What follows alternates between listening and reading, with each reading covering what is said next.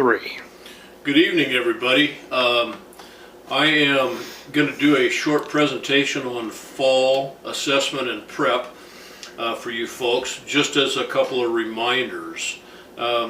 When you guys view this video, I'll be down in sunny Arizona fishing as our normal yearly catfishing trip will be commencing in the middle of October. So I'll be down in Arizona waving at you folks, and you guys will be up here in the rainy country in Washington.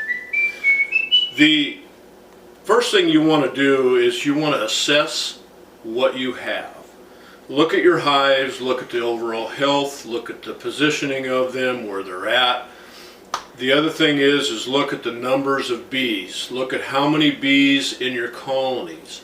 If you have small colonies, 2-3 frames of bees in a double house colony, you're going to have to marry them together.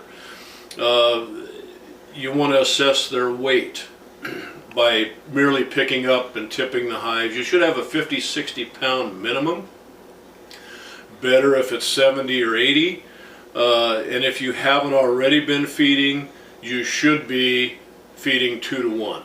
It's going to be late now in October. The temperatures are going to start dropping. The bees are going to be more reluctant to take the feed, the liquid feed, so you're going to have to switch over and put candy on them. The other thing is you want to look at is treatment for mites. If you haven't already been treating, you should be treating now. Treat. You should be starting your treatment in August and September and following through into November and December. So just a quick overview, we treated in August after we pulled our honey supers with amitraz. We did a 3-week round, and then we reassessed. We still had a moderate to mild mite drop. We then hit them with OA a couple of times, and then we'll hit them again in November with OA. Now that's our treatment philosophy, but again, you folks can come up with whichever one suits you best. There's a lot of different chemicals out there, or you can non-treat, but I really disagree with the non-treatment philosophy anymore. So treat, and retreat. You should be preparing to place your candy boards on the hives. Remember, if you're going to make candy boards, the boil method is 1 cup of water, 5 pounds of sugar, 250 degrees. Pour it in a cookie sheet lined with parchment paper. It should cool quickly, and then score it in half, and we put 2.5 pounds per hive on in the middle of October with our moisture boxes. So again, you should be preparing your candy boards now. In fact, we just made 75 pounds of candy boards 2 days ago, getting ready. Get your moisture boxes cleaned up and ready to go. If you don't have them, you can buy them or you can build them, whatever you like to do. So candy boards, moisture boxes, now's the time to get ready and get them going. We try and have them on no later than the middle of October because the rainy season will start fairly soon.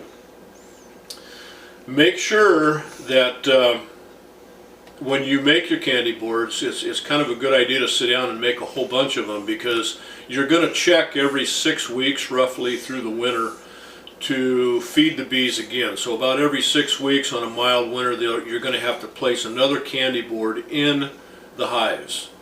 So make enough to feed 3 times minimum through the winter, about 6 weeks apart, give or take. Now that may be 2 months, it could be 6 weeks, it could be 9 weeks, I don't know. But just have enough on hand. Get your mouse guards and your rain guards ready. Especially if your bees are in the fields, the field mice will get up inside those hives and they'll decimate the hives. The rain guards, political signs, pieces of tin, whatever you can put over the tops, weight them down if you can to keep the rain from pounding down on the hives. If you'd like, we did this for years. I haven't the last couple of years. We used to wrap them. Here again, that's a decision that you folks can make. Felt paper, roofing felt paper, wrap the hives one time with it, keeps the pound and rain off. It doesn't do much for insulation, but it does help keep the wetness off of them. Now the last thing, one of the last things I want to talk about real quick is taking care of your honey supers after the honey flow, and you've pulled honey supers, you've spun your honey and stuff. Remember to store those honey supers in a cool, dry place. You want to seal them top and bottom, and you also make sure that you buy some paramoth. And about every third or fourth box you're going to put a piece of newspaper in there, sprinkle in a half a cup of paramoth, and then every 3 or 4 boxes add more paramoth. You probably need to check that throughout the winter a couple of times also and add more paramoth if needed. So that'll help keep your honey supers ready to go for next spring. When the flow starts in March and April, that should keep the wax moths out of them. So then what we'll do is in November, middle to late November, when the bees are broodless, our plan will be to whack them again with oxalic acid one time. Remember that as the bees cluster in the winter, the OA has a little bit tougher time reaching the queen, so it shouldn't hurt the queen too much to hit them again in OA.